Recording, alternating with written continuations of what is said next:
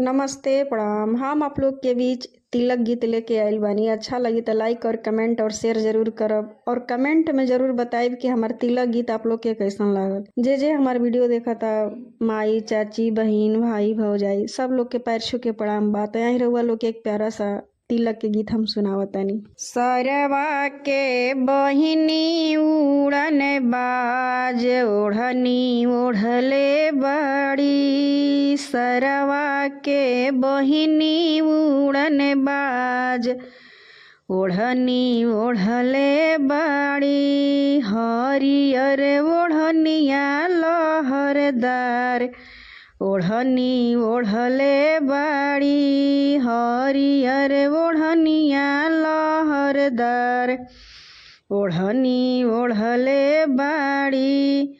ओही रे ओढ़निया पर तीन जिला हिलवले बाड़ी। ओही रे ओढ़निया पर तीन जिला हिलवले बाड़ी।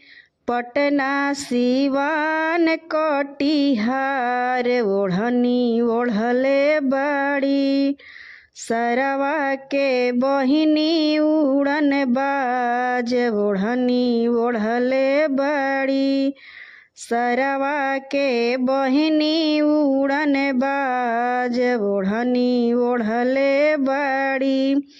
हरियर ओढ़निया लहरदार ओढ़नी ओढ़ले बाड़ी।